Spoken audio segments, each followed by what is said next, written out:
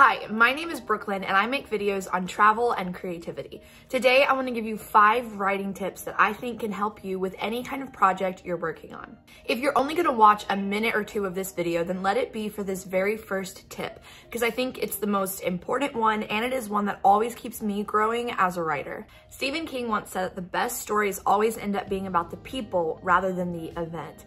And that is so true. Think about your favorite story, favorite movie, favorite TV show.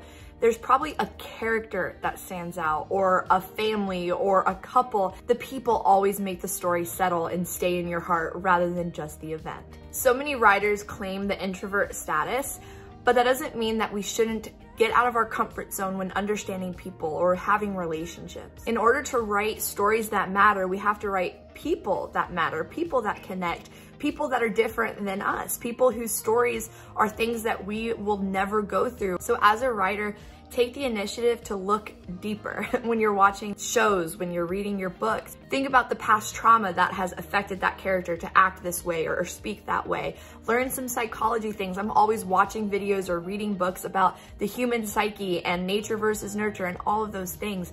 Don't limit yourself by limiting your understanding of people, because people make stories matter. I have a writer's journal that just has a whole bunch of random stuff in it.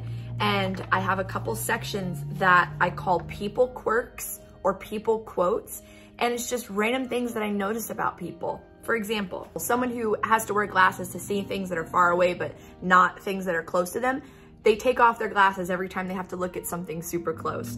Or I had this friend once who, why are people's engines so loud? I had this friend once who every so often, when they would finish speaking, they would repeat the last few words that they said. They would talk like this.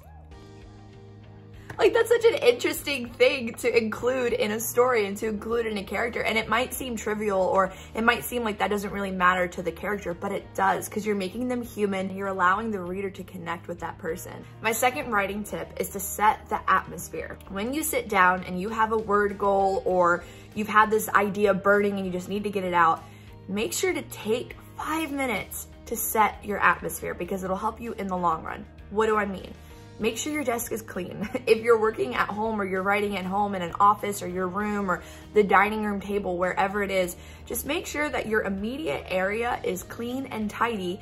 That way, when you take a break from writing and you're thinking or imagining and you look over, you're not gonna get distracted by a task. We don't want to get distracted by cleaning or organizing, because all it is procrastination, and it's an excuse to work on something easier rather than something more difficult, like writing a book and creating a world and creating characters. So set the atmosphere. Make sure your immediate area is clean and tidy. Put on some music that inspires you. I love to listen. Lately, I've been listening to a lot of like lo-fi beats on YouTube, just instrumental, but really cool. Or I'll listen to like some dark academia piano playlists when I'm writing a certain story. There's so many great YouTube ambient noise videos, music videos that can help get you into the world that you're creating. And put your phone on Do Not Disturb. There's a setting now where you can allow certain people to call or text you, but put it on Do Not Disturb. Set a timer for 30 minutes, an hour, however long you want, and don't let anyone contact you for that amount of time, and just focus on your work. My third tip is to understand your creative inner workings. Do you work better in the morning, or in the evening, or in the afternoon? Try out writing at different times throughout the day, because everybody's energy spikes at different times. Everybody is different, right? I have found that sometimes in certain seasons, I'm great in the morning, and in certain seasons, I'm great at night. Sometimes it changes, so try different things and figure out what works for you, for the season you're in, for the project that you're working on. Fourth tip is to read, listen to, or watch similar things to what you're working on. So if you're writing an epic fantasy magical adventure, watch Lord of the Rings, read Lord of the Rings, read The Hobbit, read some modern fantasy books. There's nothing wrong with getting inspiration from people who have already written something similar to what you're working on. There's no new ideas. There's just reinvented ideas. And so don't feel like you're cheating the system or you're not being creative by drawing inspiration from other writers or movies or whatever. They drew creative inspiration from other people too. So there's absolutely nothing wrong with it. And in fact, you're shortchanging yourself by not doing that. You're putting way too much pressure on yourself. Don't reinvent the wheel. Take inspiration from people who have already done it and have done it well, and then just put your twist on it and put your voice on it, your stamp on it, your personality on it. And my last tip is don't edit while you're doing your first draft. While you're writing, while you're putting your first draft together, do not edit. Don't get hung up on the grammar mistakes or even the plot holes. Just get everything out. One thing that I do when I'm working on a first draft is, let's say I have this sentence where I'm like, dang, like I really need some more descriptives about this place or this person, but I don't have it right then and there and I just need to get the rest of the story out or the rest of that chapter out. I'll highlight it in yellow. And I know that once I'm done with my first draft, when I go back through, oh, I need more descriptives in this area. Or I'll make, little notes in the margins of how old is this person again, or where did this person come from, and just some plot holes that I'm noticing while I'm writing, but I don't have the capacity to sit there and figure it out and map it out. I'm one of those that I do minimal planning before writing and then I fix it all later.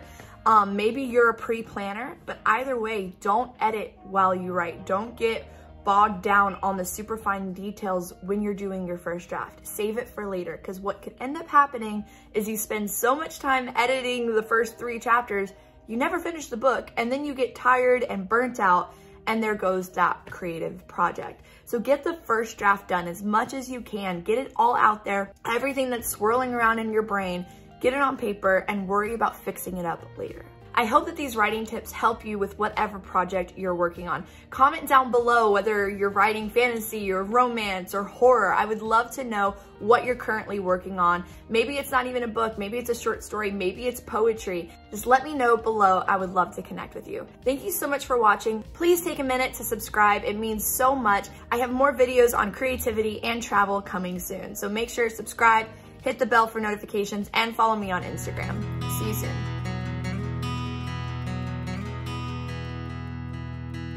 No, not to it. No, I don't need the trouble. I can't think straight, can't concentrate. Feels like I'm seeing double. You're on my mind.